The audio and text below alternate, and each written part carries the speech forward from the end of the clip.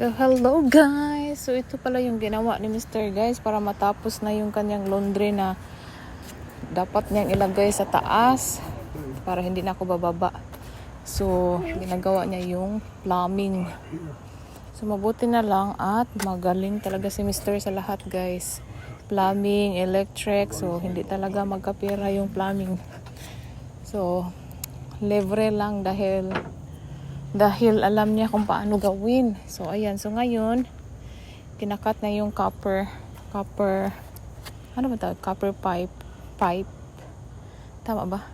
Para makunik na yung water line sa taas, patungo sa laundry area sa taas.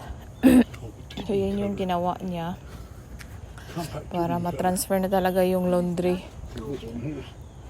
And then, so yeah, lang si Mr. supposed to be magpapahinga yan siya pag weekend, kaso ang daming gawain sa bahay, so yan yung mga ginagawa niya. So nakakaawa dahil may edad na ba, so kailangan magpahinga, pero sabi niya ayaw niya magpahinga para daw mapapagod siya pag wala siyang ginawa. So, kailangan may gagawin siya. So, ayan siya.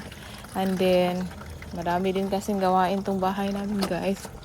Madami pang aayusin na hindi pa talaga natatapos dahil siya lang yung gumawa. So, ayun. Ayun lang, guys. So, ginawa na niya yung PVC pipe para sa drain. Yan, sa likod, yung white na yan. And then, yan, natapos na niyang i-connect. So, yung water na lang. So, yan na lang, yung hot and cold water. So, maybe next week, ma-transfer na yung aming laundry sa taas. Both off and open this and bypass that. You don't want to do that? Yeah, I did all that, yeah. So, yeah. Magaling sa master.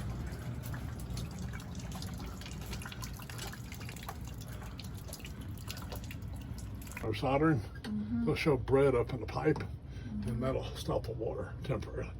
And then when they turn the water on, it'll just blow the bread out at the faucet. So the bread to disintegrate. It's very good.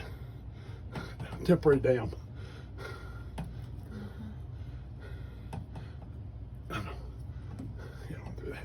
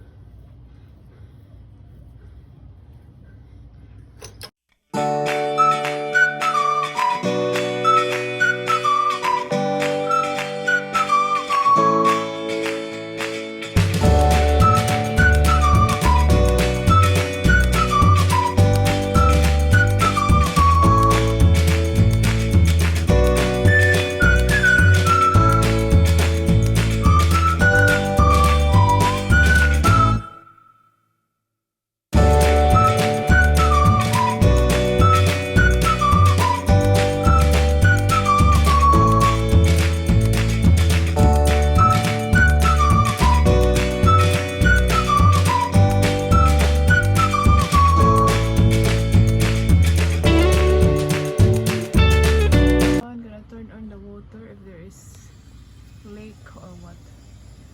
None.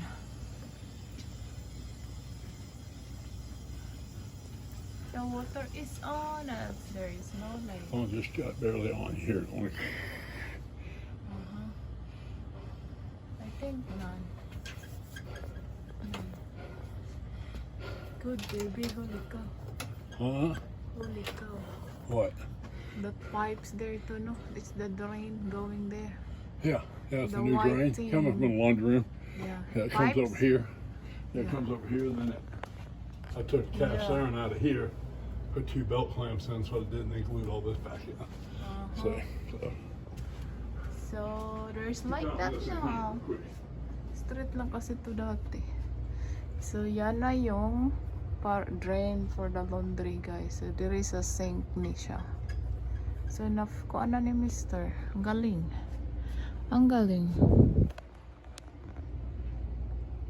Ang gulo pa siya dyan.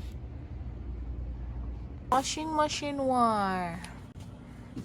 Then my husband gonna put this one here to the break here. Down the plumbing stuff. Get it out. Plumbing and the electric. Huh? So he knows both of it. You don't want to miss. Trying to watch the TV. Hello guys! So,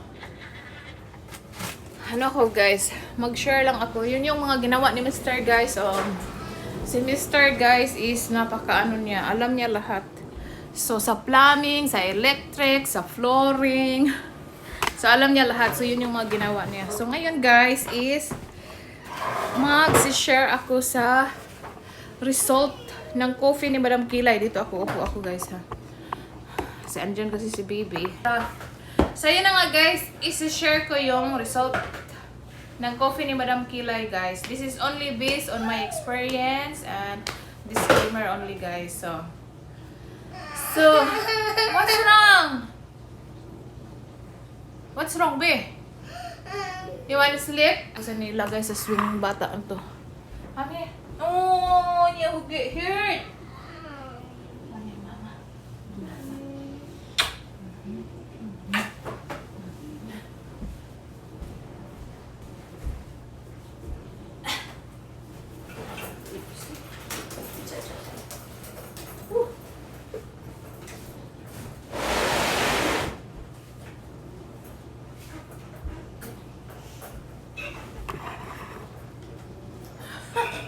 So, ito na naman ako guys. Magtabyog na naman ako ni Ethan while sharing kuan. While sharing sa result sa coffee ni Madam Kilay. Kiduka na kasi siya na. Tingnan niyo guys. Ayan. Nag-iyak-iyak guys. Nag-iyak-iyak. So, kailangan ko muna ilagay siya dito. So, ayun na nga guys. So, in 5 days talaga guys, ang laki ng pinagbawas. Hindi ako makapaniwala. Hindi ako makapaniwala. Pati si Mr. guys, sabi niya, hindi ako makapaniwala na ganun yung pinagbawas mo. So dahil nga hindi siya naniwala, hindi siya makapaniwala guys, is nagtimbang siya sa kanyang sarili. So ako din, hindi ako makapaniwala. So nung nagtimbang na siya at hindi talaga nagbawas yung kanya, kasi akala ko din sira yung aming timbangan. So, yung nagtimbang na si Mr. So, yung timbang niya is sakto lang. So, hindi nagbawas. So, doon, naniwala ako na nagbawas talaga ako ng timbang. So, alam niyo ba kung bakit hindi kami makapaniwala, guys? Dahil yung aking tiyan is andito pa rin. So, ito na nga. Makita ko yung aking tiyan, guys. Yan! Parang merong laman. May laman na hangin. Ayan guys, so hindi talaga siya parang feeling ko nagbawa siya ng kaunti lang talaga. Sabi ni Mr. ano bang laman? Ano ang laman ng aking tatiyanan daw? Baka daw hangin. So ayun na nga guys, no. So yung timbang ko talaga before ako umiinom ng coffee ni Madam Kilay is 66.8. Kaya ako nag-decide na mag-try sa coffee ni Madam Kilay. Baka sakali mabawasan yung aking kabelbelan, yung aking katambukan, guys. So yun na nga, umorder ako ng 10 pieces. Pero naubos ko yun at hindi siya nagbawas kasi mali yung pagkainom ko. Kasi iniunti-unti ko siya kasi konti lang, di ba? 10 sachet lang kasi yun. And then, ako lang yung nagbili noon. And then, tinatry ko lang siya. And then, nung malapit na siyang maubos,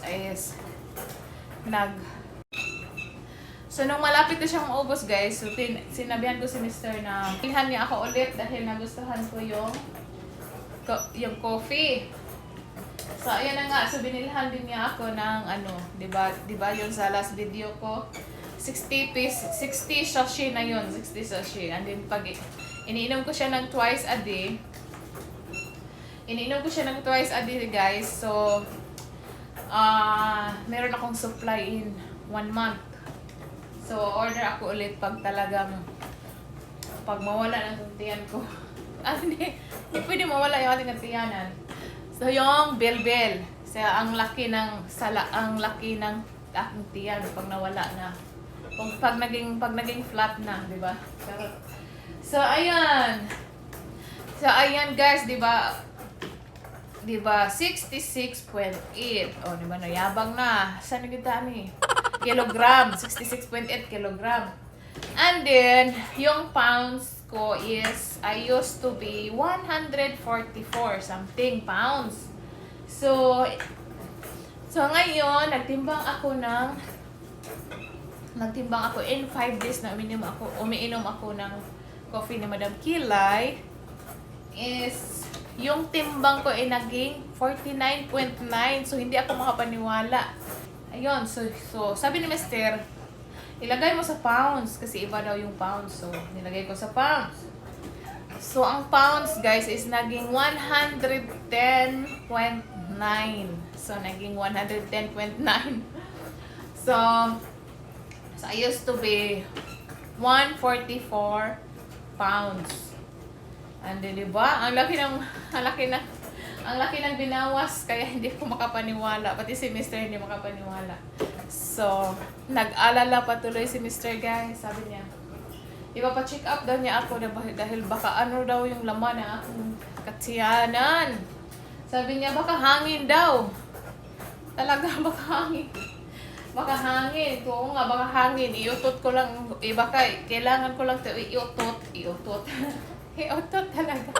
Kailangan iutot. Baka mawala na to in 1 month. So, in 1 month, i-update ko kayo guys pag naging flat na to yung aking chan. So yeah. So, ayun lang guys. Yung ano ko, yung video ko for today is sinishare ko lang yung ano ko, journey ko sa coffee ni Madam Kilay. Charot journey. So, journey ng aking pagpapayat, guys. So, baka kulang lang to na exercise, di ba? Baka kailangan lang din na exercise. So, So, ayun na nga, guys. So, yeah. So, mag-update na lang ako in 1 month. So, kung talagang mawala ba talaga itong bilbil, kung mawala ang lucky ng aking chan. So, ayun na guys. Thank you all for watching. Please don't forget to like and subscribe. Bye guys!